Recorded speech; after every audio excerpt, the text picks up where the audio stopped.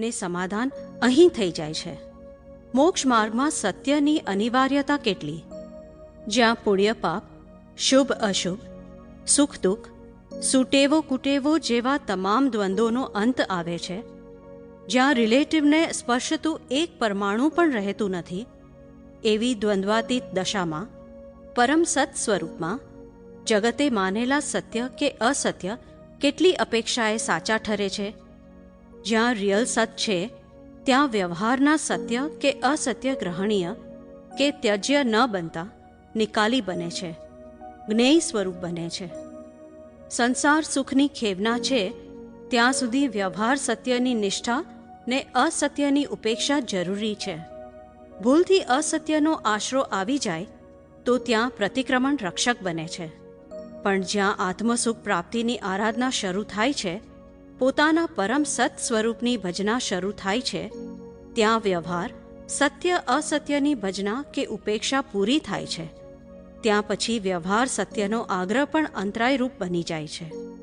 વ્યવહાર સત્ય પણ કેવું હોવું ઘટે? હિત, પ્રિય ને મીત હોય તો જ તે સત્યને સત્ય કહેવાય. વાણી, વર્તન ને મનથી પણ કોઈને કિંચિત માત્ર દુઃખ ન દેવું એ મૂળ સત્ય પણ વ્યવહાર સત્ય છે. આમ જ્ઞાની પુરુષ વ્યવહાર સત્યને ઉવેખ્યા વિના તેમને તેમના યથાસ્થાને પ્રસ્થાપિત કરી યથાર્થ સમજણ આપે છે. જે સત, સત્ય ને અસત્યના તમામ રહસ્યો અત્રે પ્રસ્તુત સંકલનમાં અગોપિત થાય છે, તે જીવનના પંથમાં હાશ કરાવે છે. સંપાદકીય સમાપ્ત. જય સચ્ચિદાનંદ. દાદા ભગવાન કથિત પુસ્તક સત્ય અસત્યના રહસ્યોનું વાંચન. સત્ય વિનાશી અને અવિનાશી. દાદા, સત્ય ને અસત્ય આ બે વચ્ચેનો ભેદ શું?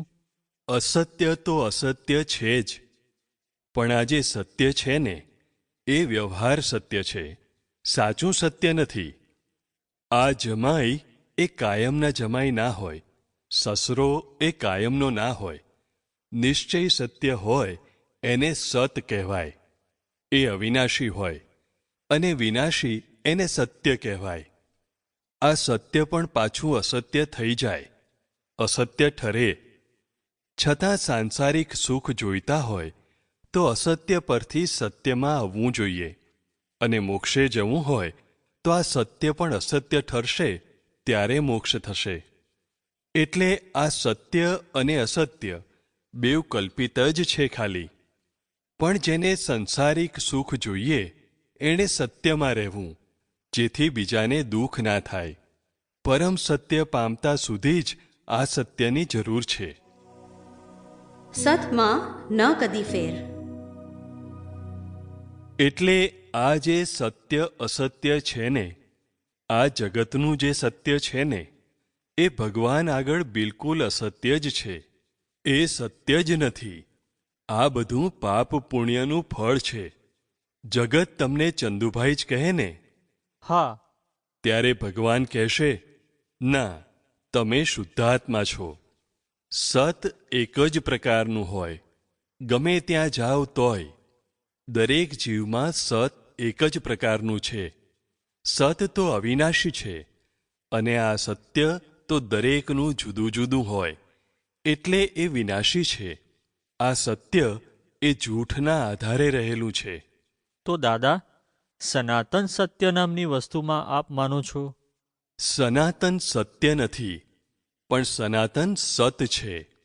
એ ઇટરનલ, શાશ્વત કહેવાય. મૂળ તત્વ અવિનાશી છે, અને એની અવસ્થા વિનાશી છે. તો સત્ય એટલે શું? એક વ્યવહાર સત્ય, જે જગત આખામાં રિલેટિવ સત્ય તરીકે કહેવાય છે, અને એક રિયલ સત્ય, એ સત કહેવાય છે. એ સત્ય કહેવાતું નથી. અવિનાશી અસ્તિત્વને સત કહે છે, અને વિનાશી અસ્તિત્વને સત્ય કહે છે. ન સમાય સત કશામાં. દાદા, તો સત એટલે શું? સતનો અર્થ બીજો કોઈ છે જ નહીં. સત એટલે કોઈ પણ વસ્તુ અવિનાશી હોય એને